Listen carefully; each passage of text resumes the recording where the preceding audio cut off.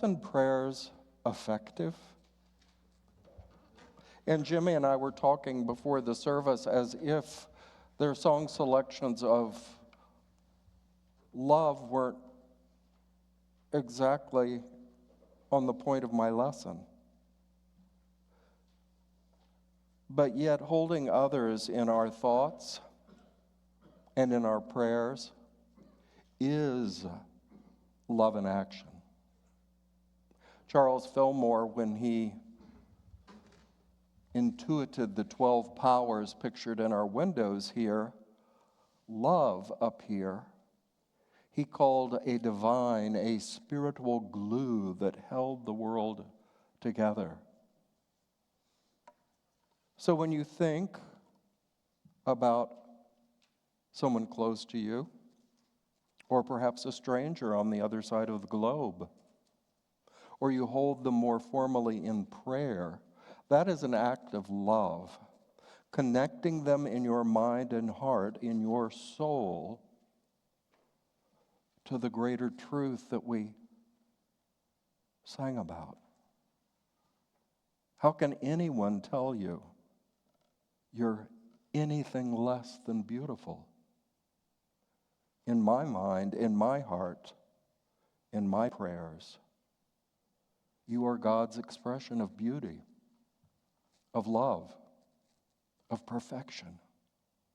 And yes, Holly, that's all there is. So on with my lesson. I'll begin with one of my favorite jokes. Once a great ocean liner was in danger of sinking. As the captain directed the passengers to get onto the lifeboats, he said, "I think we should pray." And one of the first-class passengers shouted back, "Oh, has it come to that?" Many of us turn to prayer in a time of crisis as, well, we should. Many years ago, I was at a carnival riding with a friend of mine who was a devoted atheist. And we got to the top of the great Ferris wheel, and the machinery shut down, and we were stuck at the top.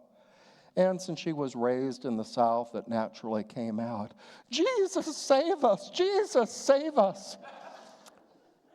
And suddenly she shifted in her concept of God and God's presence. The mother of unity, Myrtle Fillmore, shocked people by saying, "I pray to myself. I pray to myself." And she went on to explain that her prayers lifted her thoughts into a higher consciousness or awareness of God's presence and power. So does God need our prayers? No, we need our prayers. The activity of elevating our mind to the potentials and goodness of God. Often, we direct prayers toward changing circumstances in the outer world, praying to get that new job, to meet the perfect partner, or to win the lotto. This is really more accurately called magical thinking. Magical thinking. To devote ourselves to trying to make something happen. If I say the right words, God will be moved to give me what I want. And there is some truth in that, but it's not the entire truth. James Dillett Freeman, author of the Prayer of Protection that we end this service with every week, wrote in his book, The Hilltop Heart, quote, "Most of us have a strong streak of materialism in us. Perhaps it would be more precise to say we are realists. We all believe that the world that our senses reveal to us is the real world, and that anything we cannot see, hear, touch, taste, or smell has not as much reality. We all say of some event, 'It really happened,' or 'It was only in his mind. We say of a stone, it is real. We say of a dream, it was only a dream. Most of us, most of the time, know the difference between the actual stone and an imagined stone. Or do we? When we say about some experience we are having, this is just a thought, it never seems as real to us as when we say, this is a thing. The Austrian teacher of spiritual science, science of that which is beyond our physical senses, Rudolf Steiner, told his students that they must build, quote, the conviction that thoughts and feelings are as important for the world as actions. Thoughts and feelings are as important for the world as actions. That's something to contemplate. Do you believe in the reality of the stone, but yet doubt the reality of your thoughts and prayers? Which is it? We need to be clear with ourselves if we're going to speak of thoughts and prayers. And I've heard it so often out in the world, in the media, from individuals, looking at the challenges of our world, damage from storms, harm from human violent actions, many such things. And in frustration, someone speaking about all that will say, we don't need thoughts and prayers. We need action. But I believe, as a unity minister, such reactions are based upon a misunderstanding of what prayer is and what action in the outer world is. They're not substitutes for one or the other. Such a conviction that thoughts, feelings, prayers, ideas are as important as physical actions.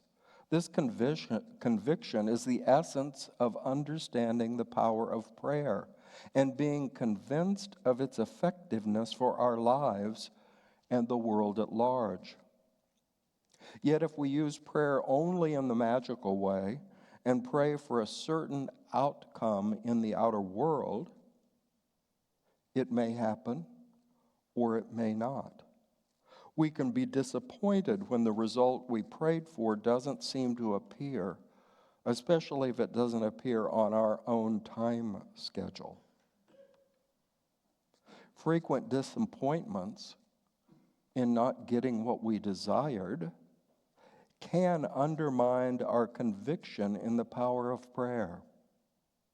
Oh, I'm not sure it does any good.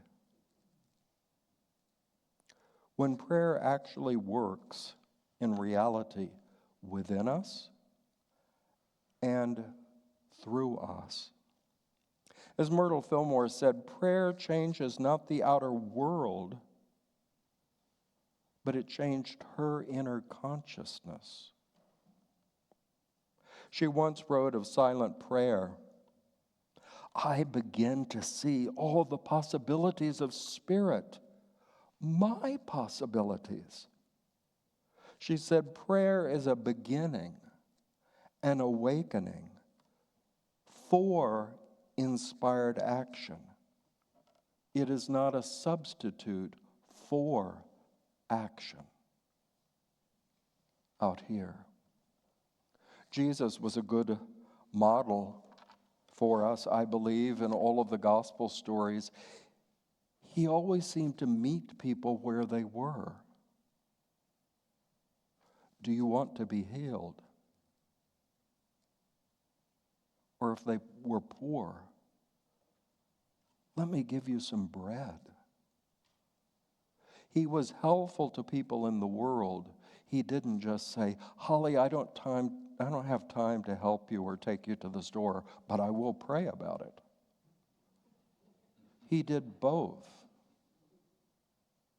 He had a total sense of unity with his source, the God of all. Charles Fillmore said that was the key to the miracle-working power that we attribute to Jesus in the gospel stories. He knew. He knew the source of all good was with him, and not only him, it was with all who chose to believe in it and let its power work in their life. The minister of a very large church in New York City decades ago, Emmett Fox, was famous for a little sermon that he gave, and it's still published as a pamphlet to this very day, millions being distributed.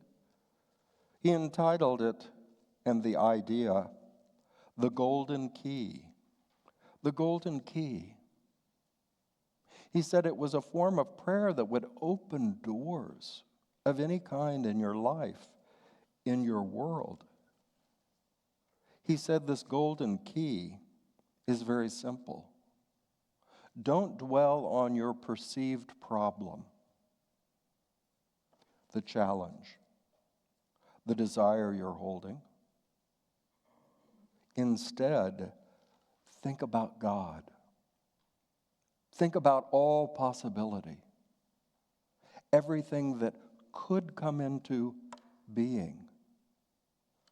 There's an old Unity affirmation that after one makes an affirmative statement, you then say, this or something better. Always leaving the door open to the Spirit of life that may know the better answer for you. In your individual life, your relationships, your needs to live in this physical world. Infinite mind can see more potential and more possibilities than you can.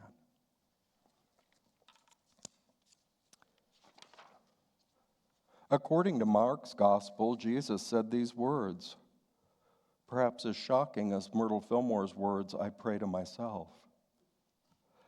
Jesus said, truly I tell you, if you say to the mountain, be taken up and thrown into the sea, and if you do not doubt in your heart, but believe that what you say will come to pass, it will be done for you.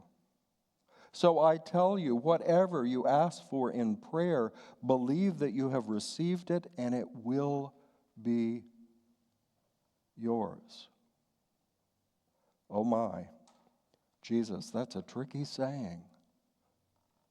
What did you possibly mean? That I simply use the power of my mind to tell a mountain? Well, we don't have any in Bloomington, but I'll tell a mountain back in New York State where I lived. Be brought up and be cast into the Atlantic Ocean. That in the outer world, the power of my word is actually going to throw billions of tons of stone into the ocean? Is that what Jesus really meant? Now, we do have to understand his culture and time. In that Mediterranean part of the world, a teacher often used exaggeration to make a point. So what is the point? I believe Jesus was saying that if we hold a prayer and we don't doubt and we acknowledge that we have already received it in mind, then we've opened the door for it to eventually take outer form in our world. First in mind, and then in the outer world.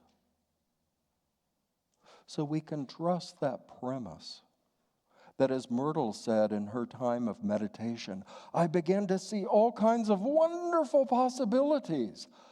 My possibilities, she said. Things that could come through her life into the world. We open the door of possibility through prayer.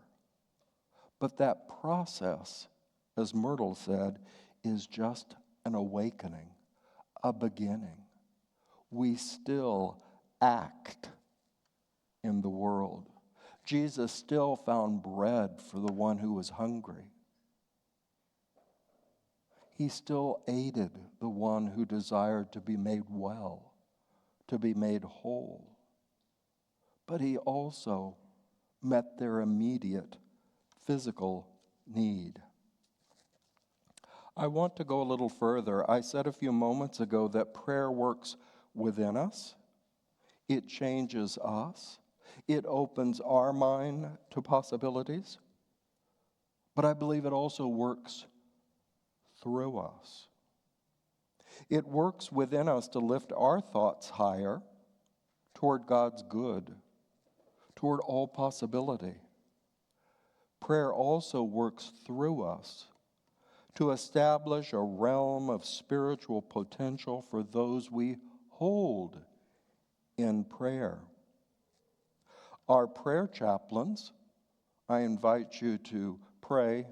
Sharon Rolifson over here is on duty in the back of the sanctuary after his service. Just go to a chaplain and say, pray with me. I just got a promotion. I'm turning a wonderful new age. I'm having difficulty at home. Just state something, and the prayer chaplain will then begin to hold your greater truth, all that is possible in your life because you are God's creation. And this can help lift you, just as you do for yourself in prayer, help lift you out of defeated thoughts, helplessness. It can lift you up where you belong, as the song says. Our chaplains also call this holding spiritual space. Holding spiritual space. An invisible, silent realm of possibility for your life, your healing, the need that you express. But we have to hold this prayer potential for others without inserting our expectations of change in their outer life. What does that mean? Well, we can go back to our earliest lessons in unity more than a century ago, our lessons in truth, written by Emily Cady. And she strongly cautioned when you hold others in prayer, and she wasn't messing around. She said, you have no moral right to use the power of prayer in order to cause anyone or any plan to take place for that. I hope Sharon wises up. God, show her to take that new job she was offered. I just know it's for her highest good. Convince her. I have no moral right to pray for another that way, or for any of you. Katie went on, you have no right to interpose yourself between that one you pray with and the God in their soul. You have no right to silently steal into the inner portals of their being to turn them one way or the other, to influence how they act in the world. You do, however, have a right to use the law of thought on another only to call out the divine self of that individual. As we sang in the song, how could anyone tell you you were anything less than beautiful? So when we hold another in prayer, We don't hold specifics for their life. God knows what's best for them.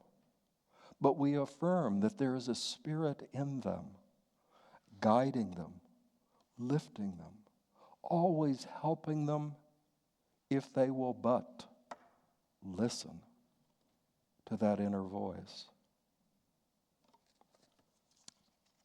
We can hold this conviction of the effectiveness of thought raised to prayer, that it works in us and through us to open the doors of possibility.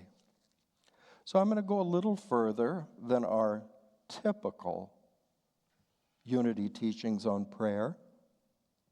Some spiritual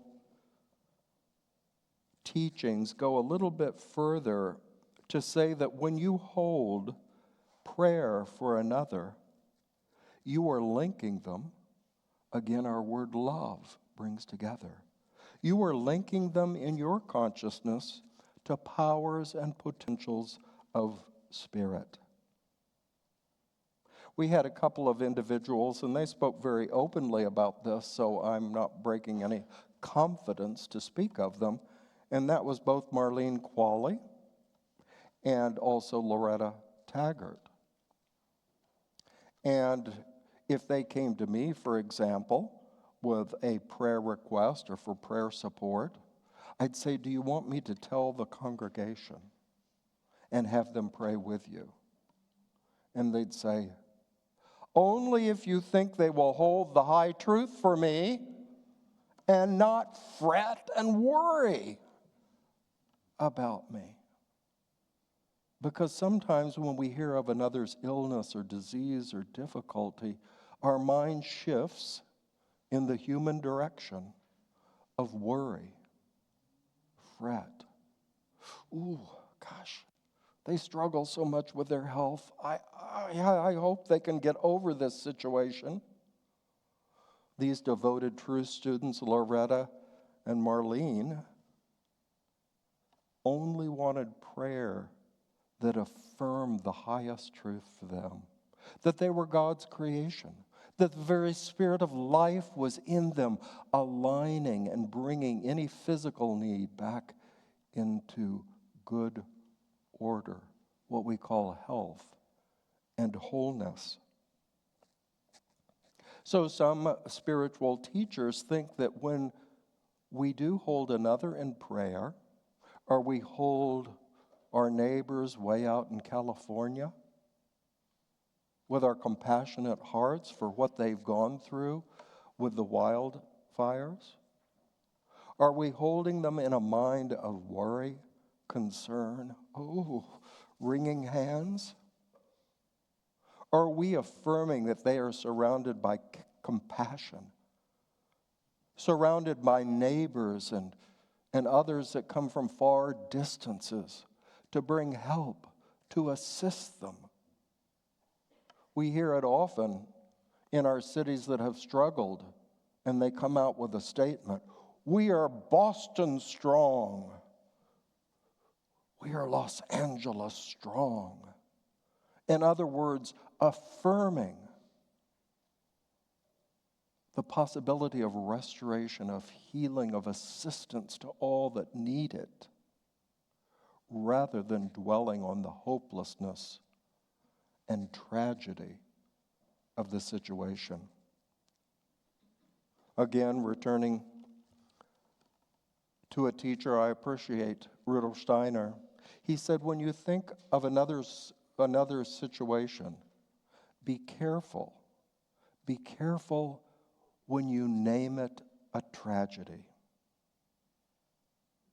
When you name it a tragedy, you have now set your mind on suffering for that individual. Who knows what will happen? But instead we focus on the possibilities in the life of that individual. Many of you call our prayer requests received here. After 30 days, they are sent to Unity's world headquarters of prayer. For a century, it was called Silent Unity. The name's not used as much anymore, but I still use it because it has meaning to me. You know what silent unity meant? Especially for those who worked for silent unity, who answered the prayers at Unity Village, Missouri. It meant a unity in the silence. A unity in the silence. They believed in the power of prayer when individuals willingly came together and held the same high truth together. That's what our community prayer is each Sunday.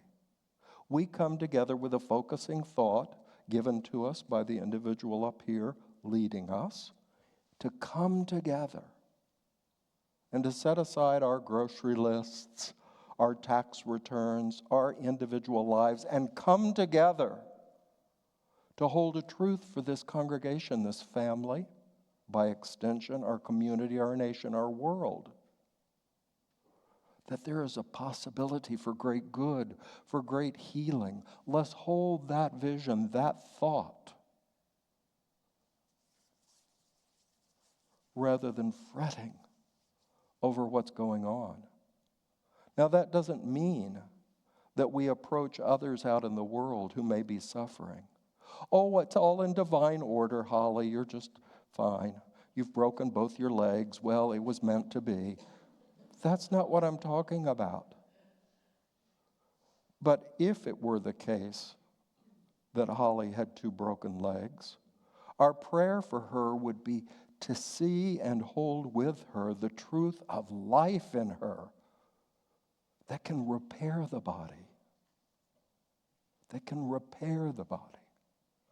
Not hold thoughts of worry and fret over how she must be suffering, how bad it must hurt. She knows that. She's the one experiencing it. But we can hold the truth that life is working in her. I wanted to give you some images of what it is when we come together in prayer. Look, this is an image from outer space of cities all connected by light throughout the United States, a network of light. Perhaps that image can remind us what it is when we pray together. We're connected in holding the truth of God. Here is a Minneapolis artist's depiction of this network of connections. Another artist's rendering an image of a multitude of mind connections. Here's a tree branch, but see the same imaging, this network of connecting minds. Another, and another from outer space again. I just wanted to give us a picture of what it might be like when we pray together. We create, I'm going to say, instead of spiritual space, spiritual circuitry, connections. And some spiritual teachers say the powers of God, the powers of spirit, work through the connections of mind that we make. When we hold one another in highest truth, in ideas of the amazing life in one another, the amazing heart of love, the amazing creativity in one another, we set up like a circuit board, a network of connections through which spiritual power can move,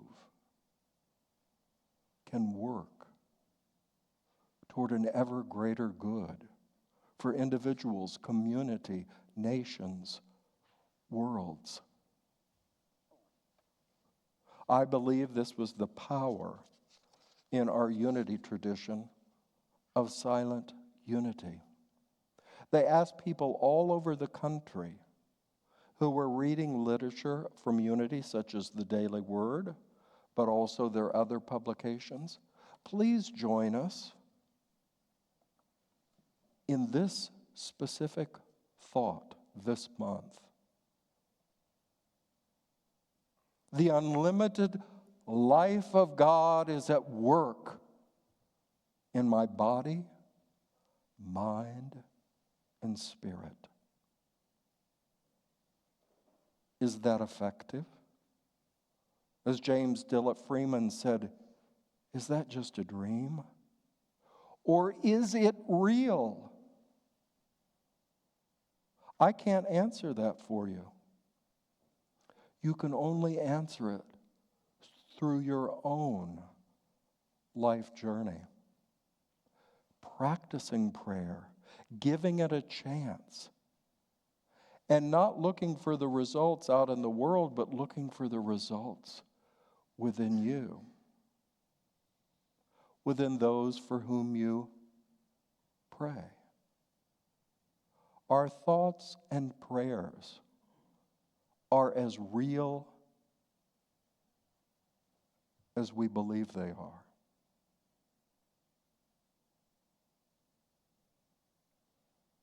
So I ask you to be aware of that when you pray about your own life, your own family, your own community, your own nation, strangers far away that you do not know personally, but you know they are in the midst of violence or struggle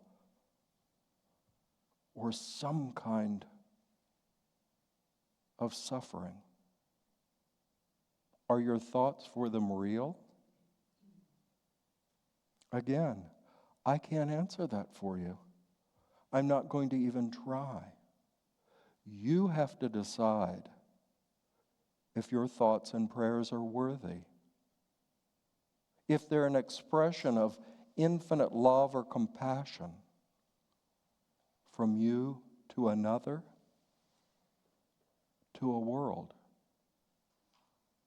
I believe they are effective. I believe in them. That is the choice I make as I pray. I have a great benefit because the prayer chaplains lead every weekday a prayer service in this sanctuary at 11 a.m. You're always welcome to attend or even join us through your mind, knowing that we've come together to pray over the requests we receive and other prayer intentions we have. But I know when I'm in this room praying with others, I know it's effective. I know it's powerful because I can feel it in my own awareness. Sometimes, now you'll have to stretch your imagination. Sometimes when the chaplains start that service at 11 o'clock, I've been struggling over some problems or something that's gone wrong with the building or whatever, and I come in fretting and stewing about something. But in that time of silence and praying with others, things change. Just like Myrtle, I beheld the possibilities, the potentials for good. And then after my prayer, I can take them into inspired action.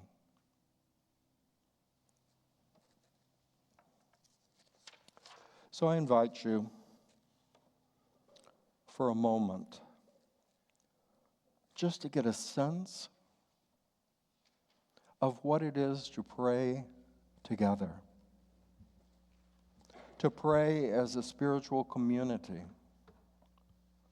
to let that power like a circuit board or matrix work through us all because we've come together in prayer. Let's turn our attention inward. And it's good to notice your breath, to notice your physical body, feet flat on the floor. This is just so that you can turn your attention within and your physical body is not calling for all your attention. So we just relax.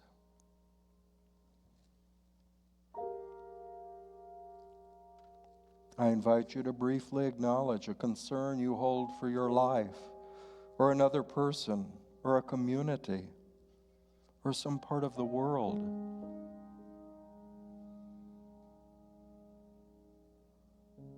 Then willingly shift your focus to the possibilities, the potential for good to unfold in your life, family, community, world.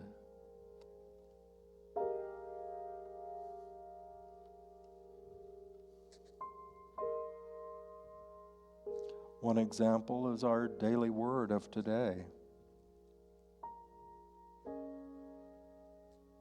Affirming within, I envision God's healing, loving power enfolding the earth and all its people.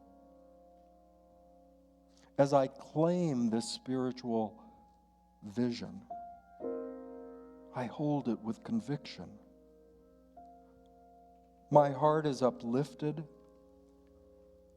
and it becomes easier for me to perpetuate peace in myself and therefore in the world.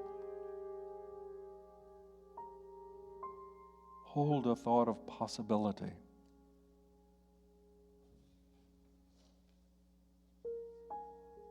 We claim by faith that God, our source, the life and substance of all things that have come into being,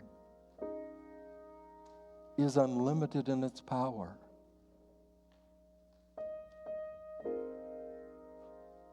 So that means it's unlimited in its potential to express through you, through your actions, your words, your relation with others.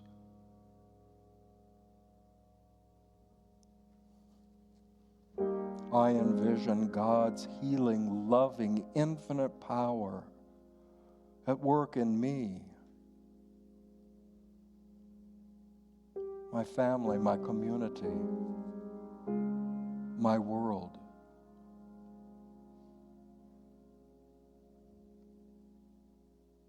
Allow those doors of your mind and heart to open to ever greater good.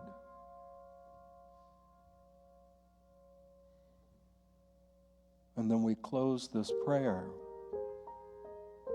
and we are willing to take this inner inspiration into the activities of this day. Don't worry about next year. Keep your focus on this day. What is mine to do this day? That is an effective, powerful prayer. Begin inwardly and then carry it outwardly into the world. Thanks be to God that this source, this potential is always available for us to tap into.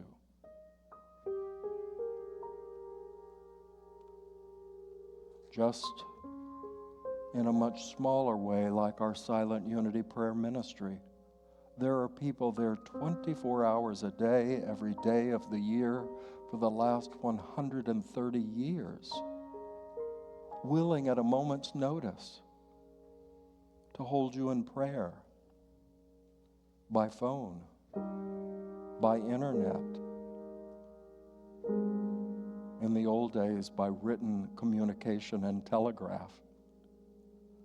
Always there, willing to hold the highest image, the highest truth for your well-being, because you are God's good child.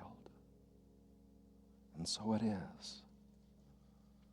And I invite you, as you're ready, to gradually allow your attention to come back. And opening your eyes. And as you do, give thanks that you have been empowered within. You've been healed, changed, transformed. And now your actions this day are going to be informed by the vision you held in prayer. And so it is. As the ushers prepare to receive our